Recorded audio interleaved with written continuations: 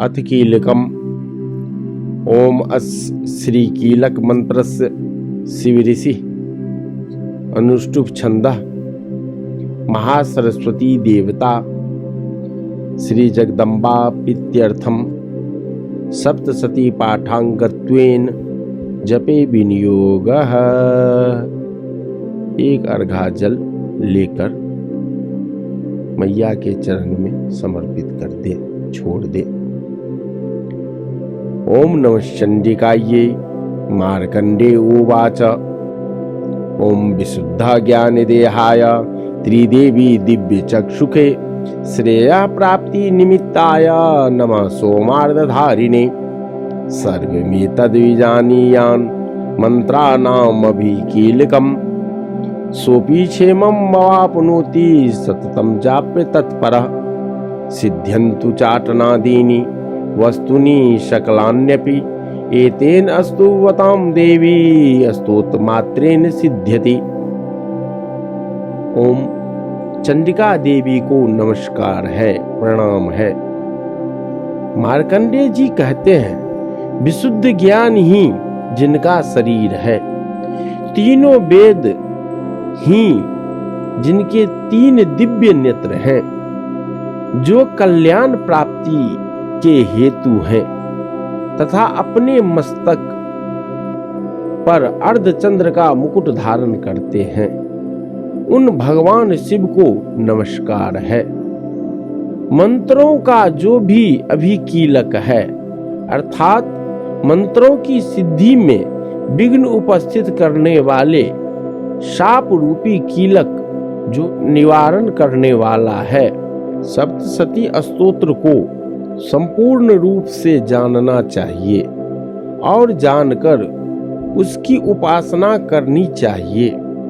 यद्यपि सप्तशती के अतिरिक्त अन्य मंत्रों के जप में भी जो निरंतर लगा रहता है, वह भी कल्याण का भागी होता है। उसके भी उच्चाटन आदि कर्म सिद्ध होते हैं तथा उसे भी समस्त दुर्लभ वस्तुओं की प्राप्ति हो जाती है। तथापि जो अन्य मंत्रों का जप न करके केवल इस सप्तशती नामक स्तोत्र से ही देवी की स्तुति करते हैं, उन्हें स्तुति मात्र से ही सच्चिदानंद स्वरूपिणी देवी सिद्ध हो जाती है। न मंत्रो नौषधम तत्र न किंचिदपि विद्यते बिना जाप्येन सिद्ध्येत सर्वमुच्चाटनादिकम्। समग्राण्यपि सिद्ध्यन्ति लोकशङ्कामिमां हरः कृत्वा निमयन्त्रामास सर्वमेवमिदं शुभम्। स्तोत्रं वै चण्डिकायास्तु तच्च गुप्तं चकारसः समाप्तिर्न च पुण्यस्य तां यथा वह्नियन्त्रणाम्। सोऽपि क्षेमं मवाप्नोति सर्वमेवं न संशयः कृष्णायां वा चतुर्दश्यां अष्टम्यां वा समाहिता। यानी उन्हें अपने कार्य की सिद्धि के लिए मंत्र, औषधि तथा अन्य किसी साधन के उपयोग की आवश्यकता नहीं रहती। बिना जप के ही उनके उच्चाटन आदि समस्त अभिचारिक कर्म सिद्ध हो जाते हैं। इतना ही नहीं, उनका संपूर्ण अभिष्ट वस्तुएं भी सिद्ध हो जाती है। लोगों के मन में यह शंका थी कि जब केवल सप्तशती की उपासना से अथवा सप्तशती को छोड़कर अन्य मंत्रों की उपासना से भी समान रूप से सब कार्य सिद्ध होते हैं, तब इनमें श्रेष्ठ कौन सा साधन है? लोगों की इस शंका को सामने रखकर भगवान शंकर ने अपने पास आए हुए जिज्ञासुओं को समझाया कि वह सप्तशती नामक संपूर्ण स्तोत्र ही सर्वश्रेष्ठ एवं कल्याणमय है। तदंतर भगवती चंडिका के सप्तशती नामक स्तोत्र को महादेव जी ने गुप्त कर दिया सप्तशती के पाठ से जो पुण्य प्राप्त होता है उसकी कभी समाप्ति नहीं होती, किंतु अन्य मंत्रों के जप जन्य पुण्य की समाप्ति हो जाती है। अतः भगवान शिव ने अन्य मंत्रों की अपेक्षा जो सप्तशती की ही श्रेष्ठता का निर्णय किया उसे यथार्थ ही जानना चाहिए। अन्य मंत्रों का जप करने वाला पुरुष भी यदि सप्तशती के स्तोत्र और जप का अनुष्ठान कर ले तो वह भी पूर्ण रूप से ही कल्याण का भागी होता है, इसमें तनिक भी संदेह नहीं है। जो साधक कृष्ण पक्ष की चतुर्दशी अथवा अष्टमी को एकाग्रचित होकर भगवती की सेवा में अपना सर्वस्व समर्पित कर देता है और फिर उसे प्रमाद रूप से ग्रहण करता है, उसी पर भगवती प्रसन्न हो जाती हैं।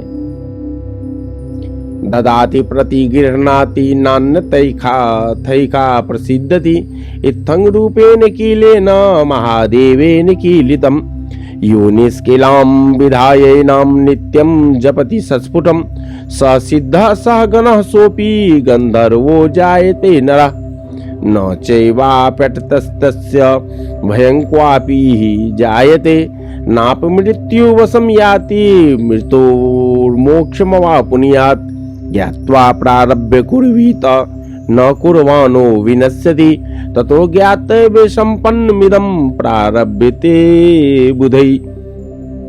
अथवा अन्यथा उसकी प्रसन्नता नहीं प्राप्त होती। इस प्रकार सिद्धि के प्रतिबंधक रूप कील के द्वारा महादेव जी ने इस स्तोत्र को कीलित कर रखा है।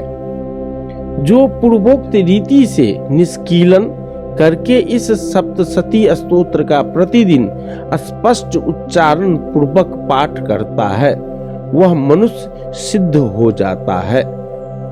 वहां देवी का पार्षद होता है और वही गंधर्व भी होता है। सर्वत्र विचरते रहने पर भी इस संसार में उसे कहीं भी भय नहीं होता। वह अपमृत्यु के बस में नहीं पड़ता तथा देह त्यागने के अनंतर मोक्ष प्राप्त कर लेता है। अतः कीलन को जानकर उसका परिहार करके ही सप्तशती का पाठ आरंभ करें। जो ऐसा नहीं करता उसका नाश हो जाता है। इसलिए कीलक और निष्कीलन का ज्ञान प्राप्त करने पर ही यह स्तोत्र निर्दोष होता है और विद्वान पुरुष इस निर्दोष स्तोत्र का ही पाठ आरंभ में करते हैं।